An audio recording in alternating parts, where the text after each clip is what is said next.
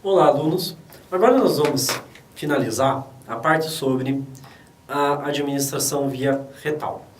Lembra que a gente falou que a via retal ela tem características muito semelhantes no seu sentido de absorção com a via sublingual, porque ela vai ser absorvida na via retal diretamente pelas veias e artérias que a gente tem na região do ânus, ok? Então, quanto a isso, a gente não tem questionamento.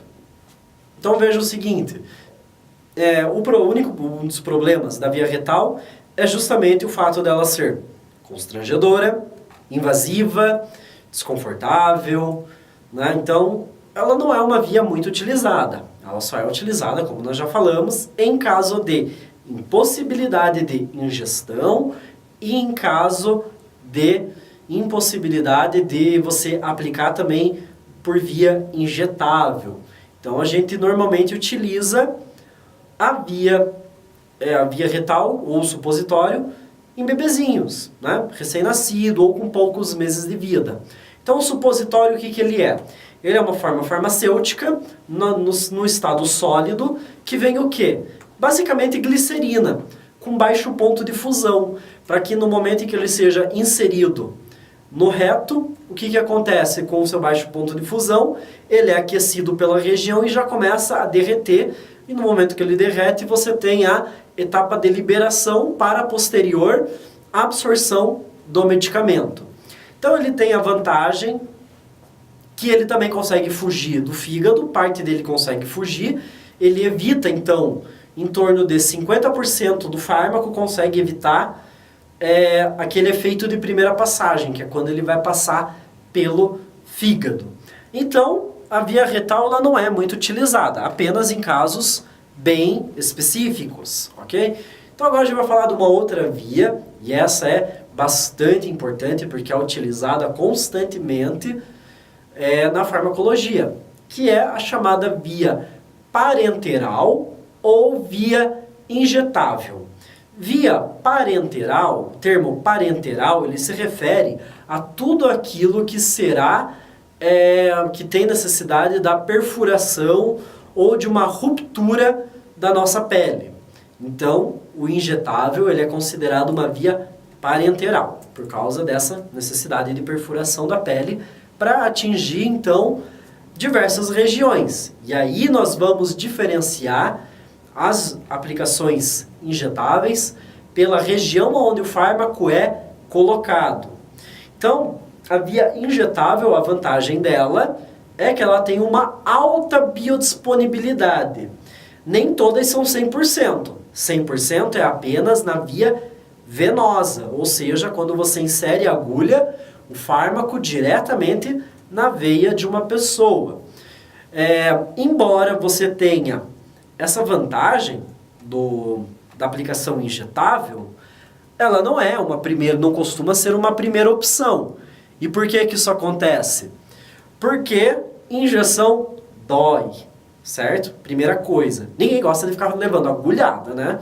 Na carne porque é dolorido. Algumas pessoas sentem mais dor, outras menos. Algumas pessoas têm sensibilidade, outras não ligam muito, né? Mas não é uma via assim muito desejada pelas pessoas. Tem um outro fator também além da dor. Existe o risco de infecções. Por isso que farmácias, para fazer a aplicação de injeções, ela tem que ter uma sala, que é a sala de aplicação, que ela é voltada apenas para isso, para fazer a aplicação de injeções. Senão, não tem como fazer, porque você aumenta muito o risco de transportar uma infecção, porque ele entra em camadas profundas ali da pele. Então ela já tem esse inconveniente também. Além disso, a pessoa tem que ser treinada para aplicar a injeção, ela tem que saber a quantidade que ela vai aplicar, que tem que aplicar a quantidade certa, aplicar em locais corretos do corpo, escolher a agulha correta com o tamanho certo para cada parte do corpo. Por quê? Porque se você coloca injeção a mais, líquido a mais, ou você aplica meio fora do local que tinha que aplicar, você corre um risco de fazer o quê? pode fazer até mesmo uma necrose, porque o líquido da injeção pode se acumular, pode ter problema de absorção devido à quantidade que foi colocada. Então, você pode ter ruptura de tecido muscular, se for uma injeção intramuscular. Você pode atingir nervo também. Então, assim, você tem uma série de complicadores que faz com que a via injetável não seja a primeira via de escolha, né? Justamente por causa disso. Precisa de conhecimento para fazer a aplicação, não é de qualquer jeito que a gente faz. Precisa da higiene adequada. E também tem uma outra coisa, né? A aplicação de injetáveis, ela gera muitos resíduos hospitalares. Então, ela também não é uma coisa assim ecologicamente correta. Então, a gente vai usar a via injetável em casos específicos. Quais seriam, então, esses casos? Quando você tem uma necessidade de ação rápida, você precisa que o medicamento atue rapidamente. Vamos citar um exemplo aqui, no caso que a gente já falou em primeiros socorros, que é quando a pessoa tem um choque anafilático. Quando a pessoa tem um choque anafilático, é administrado o quê? Uma injeção de adrenalina, porque você precisa do efeito imediato. Então, quando você precisa do efeito muito rápido, você escolhe a opção por via injetável. É uma delas, ok?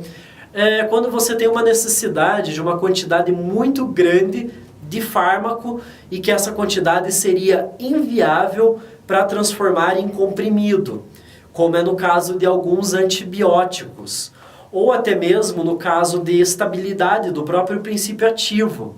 Tem alguns antibióticos que eles não podem passar pelo sistema gastrointestinal porque eles não resistem. Eles são totalmente degradados. Então eles precisam ser na forma injetável, senão não tem essa estabilidade química. Então a gente precisa do injetável.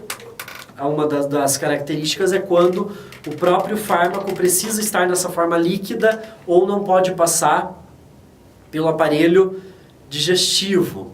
E também tem uma vantagem, quando você precisa de um medicamento onde as doses têm que ser ajustadas constantemente. Isso é muito comum a nível hospitalar.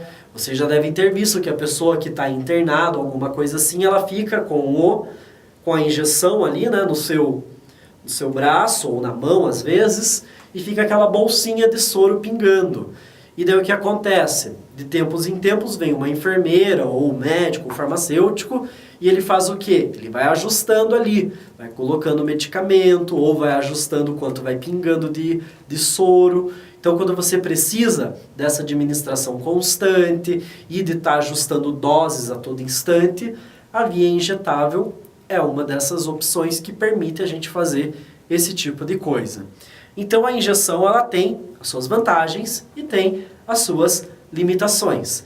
Então, a gente vai falar aqui de 3 tipos de vias injetáveis, que são a intravenosa, a intramuscular e a subcutânea. Então, a gente vai começar falando daquela que tem 100% de biodisponibilidade. Qual que é esta? A gente já falou, é a via intravenosa. É aquela que a gente vai aplicar, então, diretamente na veia.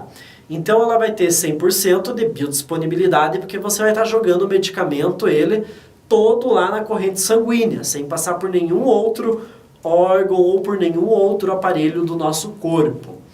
Ela tem uma desvantagem que é o risco de embolia pulmonar, né? De causar uma embolia por causa da entrada de ar. Mas, quando o profissional é devidamente treinado, esse risco é praticamente zero. Porque é só você tirar as bolhas de ar que se formam dentro da seringa. Você vira a seringa ali para cima, com a agulha para cima, e a bolha já vai subir e você retira aquela bolha. Pronto, não precisa de muita técnica para isso. Então esse risco ele é praticamente reduzido. Agora eu quero que vocês olhem aqui na imagem comigo e vejam que aqui está mostrando um esquema como que é a aplicação intravenosa. A agulha ela fica inclinada em um ângulo de 45 graus em relação à pele da pessoa e aí ela é inserida diretamente então na corrente sanguínea.